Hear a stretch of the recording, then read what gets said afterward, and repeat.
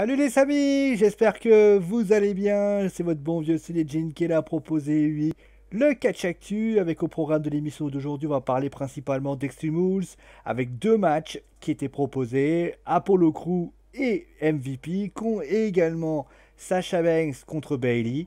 Et on terminera avec Kairi Sane.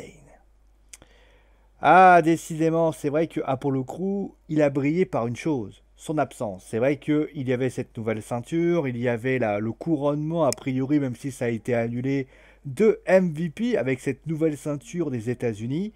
Et donc la question que tout le monde se pose, eh bien oui, c'est pourquoi Apollo Crew n'était pas là? Eh bien, d'après nos informations, et Dave Metzer en particulier, Apollo Crew aurait contracté et serait positive au coronavirus. D'où la raison pour laquelle, il a été décidé, que notre cher Apollo Crew ne sera placé en quatorzaine pour éviter, bien évidemment, de contaminer tout le monde. Alors après, quand est-ce qu'il reviendra? Je n'en sais rien. Mais a priori, la WWE essaie de temporiser le temps que Apollo Crew revienne officiellement. Et de Extreme, ce match-là, on passe bien sûr à la controverse qui a eu lieu à Extreme. Je vous rappelle bien sûr les détails. Il y avait donc un match entre Sasha Banks et Asuka. C'était pour le titre féminin de Raw. Et à un moment précis, Asuka décide d'utiliser le Green Mist, cette fameuse c'était ce jet vert qu'utilisait notamment un Tajiri. Et au lieu de viser Sasha Banks, elle a visé l'arbitre. Bailey, n'écoutant que son courage, a déshabillé l'arbitre, juste le haut, hein, vous inquiétez pas les filles, et a exécuté le tombé.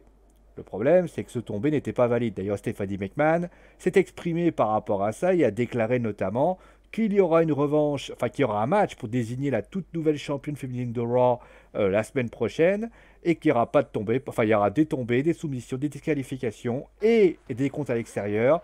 Et vous l'avez compris, si jamais Bailey intervient, Sacha n'aura plus le droit à un match de championnat pendant des lustres. D'ailleurs, la question c'est pourquoi avoir étiré ce trait? Eh bien, d'après nos informations, la raison principale serait liée aux audiences.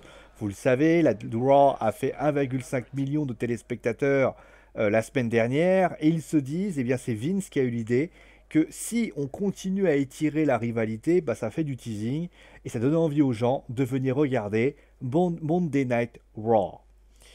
Et on termine maintenant avec Kairi Sane. Justement, elle a affronté Sasha Banks, Bailey, pardon. Elle a d'ailleurs battu Bailey pour information.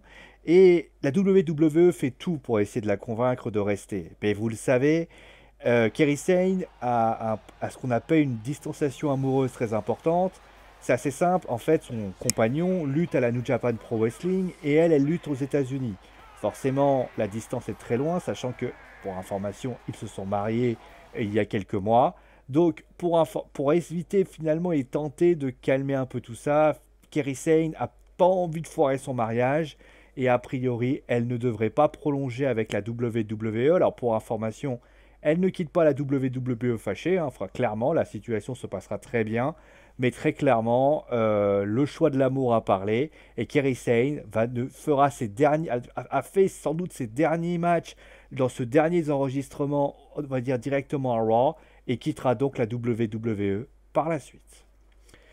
C'est désormais la fin pour ce catch actu. J'espère que l'émission vous a plu. Dites-moi en commentaire ce que vous avez pensé des informations que je vous ai glanées.